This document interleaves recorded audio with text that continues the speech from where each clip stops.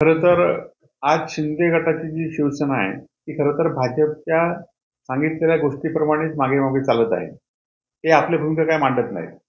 खरं तर आज नारायण राणेंची उमेदवारी भाजप जाहीर करण्याचा प्रयत्न करते. खरं तर शिंदे गटाने अशी भूमिका मांडली पाहिजे होती की ज्या बाळासाहेबांनी शिवसेनेला त्रास दिला, बाळासाहेबांना त्रास दिला आणि त्यामुळे शिवसैनिकांनी राणेंचा पराभव केला आहे आणि त्याच राणेंना भाजप आता उमेदवार देत असेल तर आम्ही तो कदापि सहन करणार नाही, त्याऐवजी दुसरा उमेदवार द्या अशी मागणी खरी तर शिवसेनेचे बाळासाहेबांचे जर हे खरे विचारवंत असले तर मागणी केली पाहिजे होती. परंतु त्यांची जशी आता हिंमत राहिली नाही आणि त्यामुळे राणेंची उमेदवारी सुद्धा खरं तर बाळासाहेबांचे शिवसैनिक आहेत, स्वतःला म्हणवतात. बाळासाहेबांनी खऱ्या अर्थाने खरा शत्रू कोण असेल तर तो नारायण राणे आहेत आणि नारायण राणे बाळासाहेब असताना सुद्धा नारायण राणेवर अनेक प्रकारचे आपण असाल की बाळासाहेबांनी अनेक प्रकारचे त्यांच्यावर आरोप केले होते आणि त्यामुळे अशा राणेंना बाळासाहेबांच्या असलेली शिवसेना म्हणजे शिंदेगड हे मात्र अशा पद्धतीने उमेदवारी देत असताना भाजप सुद्धा काही बोलत नाही. खरं तर हे सांगितलं पाहिजे की तुम्ही सीट कोणाला मिळेल हा प्रश्न वेगळा, परंतु सीट खरी तर भाजपने बदलून दिली पाहिजे होती अशी कोणीतरी मागणी केली असती तरच ते बाळासाहेबांच्या विचारांचे खरे वारसदार असले असते. खरं तर राणेंना निष्ठा आणि राणे यांचं नातं विरोधातलं नातं आहे. कारण ज्या ज्या पक्षात राणे होते त्या त्या पक्षाची गद्दारी करण्याचं काम राणेंनी केलेलं आहे आणि आम्ही मात्र निष्ठावंत एवढ्यासाठी लोक आम्हाला म्हणतात कारण राणेंसारखे अनेक आमिष एकीकडे असताना दुसरीकडे शिंदे किंवा भाजपचे आमिष असताना सुद्धा आम्ही उद्धव बाळासाहेबांबरोबर निष्ठावंत आहोत म्हणून लोक आम्हाला निष्ठेचे पाईक म्हणतात आणि आम्हाला निष्ठेचे पाईक म्हटलं की ह्यांना गद्दार म्हणतात आणि त्यामुळे तो त्यांचा पोटशूळ माझ्याबद्दल आहे. तर उद्धव साहेबांची शिवसेना कशी आहे ही राणेंना अजून कळली नाही. ती अमित शहा आणि मोदींना कळली म्हणून ते उद्धव ठाकरेंची शिवसेना फोडण्याचा प्रयत्न त्यांनी केला आणि तरी पण ती फुटली नाहीत हे त्यांना कळलेलं आहे, ते राणेंना कळणार नाही आणि त्यामुळे खरं तर राणेंना आता लोकसभा उमेदवारी भाजपची 7वी यादी जाहीर झाली तरी केंद्रात मंत्री असलेल्या राणेंना उमेदवारी मिळाली नाही ही ते वस्तुस्थिती आमचं आरोप करून लपवतात. परंतु ही वस्तुस्थिती आहे की राणेंना भाजप तिकीट देणार नाही. राणेंना सर्वे जे भाजपचे झाले त्यामध्ये राणेंचा पराभव निश्चित आहे, त्यामुळे राणेंना तिकीट मिळणार नाही, त्यांचा पराभव निश्चित आहे, त्यामुळे ते दुसरीकडे लक्ष वळवण्याचा प्रयत्न करतायत.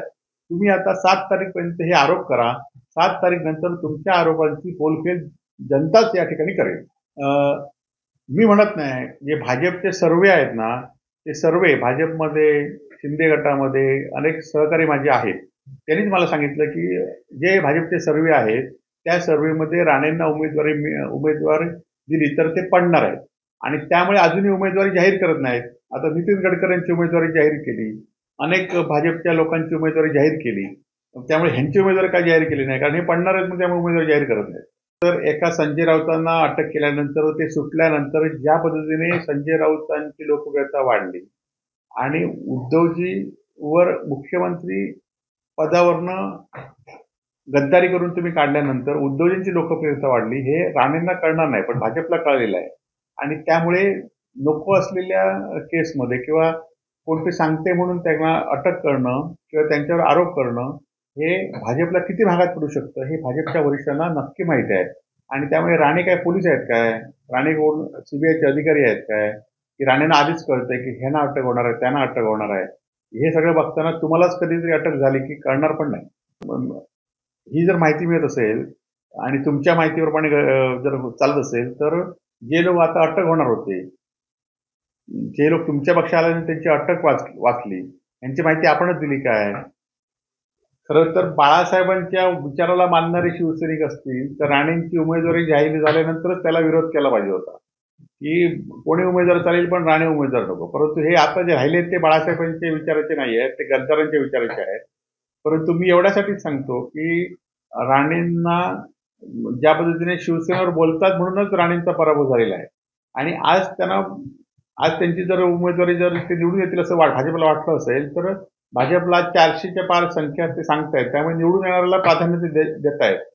आज अटक झालेल्या चौकशी असलेल्या अनेक लोकांना सुद्धा त्यांनी तिकीट दिलेली आहेत आणि त्यामुळे राणे तर केंद्रीय मंत्री होते, परंतु राणे केंद्रीय मंत्री असताना सुद्धा त्यांना तिकीट दिलं नाही की अजून त्याची घोषणा होत नाही म्हणजे ते पडणार आहेत, त्यांचा सर्वे वाईट आहे त्यामुळे त्यांना देत नाहीत.